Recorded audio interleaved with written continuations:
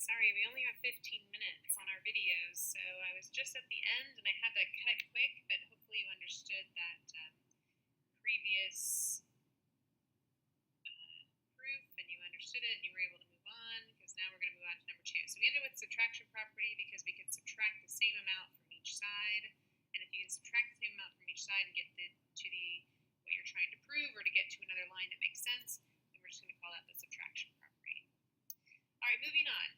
So this one doesn't have a diagram. So first we want to start, if we don't have a diagram, you just want to start with one. It's way easier to visualize it or to try to come through with some logic if you draw a picture of what you think is happening. So it says point Y is the midpoint of segment XZ. So if I have segment XZ, so I have an X here, I have a Z, let's call it here, and then I say point Y is the midpoint, so I'm going to draw that in the middle, and then I know if it's a midpoint, well, what do we know from that? If it's a midpoint, then we know it separates these two segments into congruent parts. Maybe we shouldn't mark that yet because we haven't proved that. We're going to say that in the future. So this is thing Y is in between or in the middle of, or it's the midpoint of X and Z, and then it says point Z is the midpoint of segment YW. So what means YZ has to be congruent to ZW. So Z is the midpoint of YW. So then we're going to prove that XY is congruent to ZY. So that makes sense, because if Y is the midpoint of XZ, then these two segments are congruent. And if Z is the midpoint of YW, then these two segments are congruent. So really all three segments should be congruent. But we're just trying to prove that XY is congruent to ZW. So what do we do in every single proof no matter what? And I know it sounds redundant, but you have to do it. You have to take the given information, write it down, and then you have to say the reason, and the reason or justification for that is because it was given. That's the only reason we know that's true. Now, every time you see something about a midpoint, every single time, you can use the midpoint theorem. If you see something about a midpoint, you should immediately be thinking midpoint theorem, and you should be concluding with this information right here. Right? If something's the midpoint, then this is your conclusion. That's what we know is true, and the justification for it is because it's the midpoint theorem. So, if Y is the midpoint of XZ, then we know that XY is congruent to YZ. Why do we know that's true? Because of the midpoint theorem. So I'm shortening that, midpoint theorem. Oops. Go. Step number 3. If Z is the midpoint of YW, then we know that YZ is congruent to ZW. And again, if you look at this picture over here, we know YZ is congruent to ZW. So you get that straight. Why do we know that? Oops, this is step 3. Because of the midpoint theorem. We know it's true because of the midpoint theorem. Now, if XY is congruent to YZ and YZ is congruent to ZW, this should look familiar. It is the transitive property. If A equals B and B equals C, then A equals C. Or if some segment is congruent to another segment and that segment is congruent to a third segment, these two are the same. What does it mean about these two segments? It means they are congruent. So that is the transitive property. So we can jump right to the conclusion, which is that XY is congruent to ZW because of the transitive property. And one of the things I didn't write up here is that this is the subtraction property. Oops, property. And this is the substitution property. So they are properties. Again, we have postulates, we have theorems, we have definitions. We usually identify, is it a property, is it a theorem, is it a definition, is it a postulate, somewhere over here. Alright, moving on to our next example. It says, solve each of the following using your TI Nspire. It's equal to 23. Well, this is the angle, or sorry, this is the segment addition postulate. HG plus GH is equal to HG plus GJ is equal to HJ. That's the segment addition postulate. So we know that 2x plus 4 plus 2x minus 5 equals 23. So we're going to combine like terms. 2x and 2x is 4x. We're going to combine like terms. Plus 4 minus 5. They're on the same side of the equal sign, so we can combine them to be minus 1. That equals 23.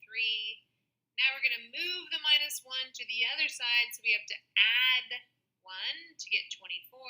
We divide each side by 4, so we solve for x and find that x is equal to 6. Now, if you want to use your calculator to do that, your TI Nspire, you can. I will show you more of how to use your TI Nspire for letter B. I think for letter A, we really don't need to do it. It would probably almost be more time-consuming to do it with letter A, but I'll show you anyway here in a second when we get out our TI Nspires for letter B. Okay, letter B. It says, find x and y if Q is the midpoint of PR.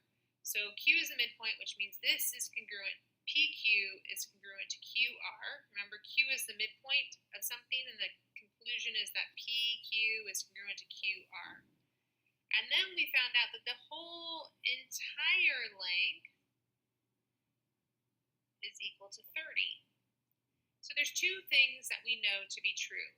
We know that PQ is equal to QR, or PQ is congruent to QR, but what is PQ? PQ doesn't have a numerical value, it has an algebraic expression, which is 2x plus 4, and we know that's going to equal this part over here, which doesn't have a number, but it has an algebraic expression, which is y plus 3. This looks like trouble. We have some x's, we have some y's, so we're going to get into a system of equations here. Okay, that's okay. Let's do another one. If we know that PS is equal to 30, well, that's the entire thing. So that's PQ plus QR plus RS is all going to equal 30. So I can also say that 2x plus 4 plus y plus 3 plus y is equal to 30. Now, for those of you that are really good with algebra, you might solve for y, do the substitution method. Right? You might do the substitution method where you're going to solve for y right here. So this is going to be 2x plus 1. You're going to put in 2x plus 1 here, 2x plus 1 here, and solve for x. And then you're going to take that, plug it back in, solve for y. That's great. You go for it. But one of the things we want to do, just to kind of show you your calculator now that you're in high school, and we are requiring that you use a TI Nspire, you might want to use it for stuff like this. You get to use it on SAT tests and AP exams, so why not use it or learn how to use it in some other cases. So I'm going to pause right now and bring up the calculator, and I'll be right back with you in a second. So if you don't have your calculator, go ahead and pause as well and grab your calculator. Okay, so here's your calculator. You should be on the home screen. You're going to push 1 to open a new document, go to add calculator, and we're going to try example 4b first. So whenever you have an x and a y in two different equations, it's a system of equations. So you have to go to menu, go to algebra, and then here's number 7, solve system of equations, and then you can choose number 1, which also says solve system of equations. And then it will verify you have two equations. Yes, we do. The variables are x and y. Yes, that's true. So we push OK. The first box up here on top is for one of the equations. We'll just do the first one over here. And we just type in that equation exactly as we have written it. So it's 2x plus 4. And then your equal sign is over here below the control sign on the left-hand side. So we put equals, and then y plus 3. Just eyeball it, double check it. 2x plus 4 equals y plus 3 is the same as this one over here. Yes, it is. So you can arrow down to the other box below it. And then we're going to type in this red equation into the second box. So 2x plus 4 plus y plus 3 plus y, and then your equal sign, and 30. Again, I'm just going to make sure I've typed it in correctly. I have, and so that's really all you do. You press enter, and it spits out the two answers for you, which are 7/2 or 3.5 or 3.5 and 8 for y. And you would write those answers over here on your paper, and that's it. We'll go ahead and do this one above it. If you wanted to use your calculator to solve for x and for a, you could go to your menu and go to algebra, but this time it's just a singular variable, so we can go to solve. And then you're going to type in this first equation exactly as you see it. So 2x plus 4 plus 2x minus 5 equals 23. So you notice now if you push enter, it says too few arguments, the function or command is missing one or more arguments. So that kind of indicates, wait a minute, it's not going to solve. So you have to go back into your parentheses portion right here, and you have to identify the variable.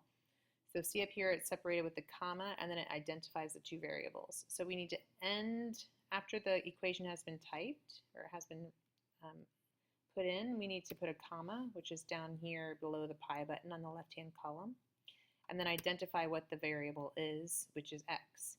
So now when you push enter, it then tells you right away that x is indeed 6. So you know you've done it correctly, and that verifies our answer from above. So if you have any questions about your calculator or about anything you've learned from these videos, then make sure you ask your teacher. Otherwise, yeah, we'll see you in class.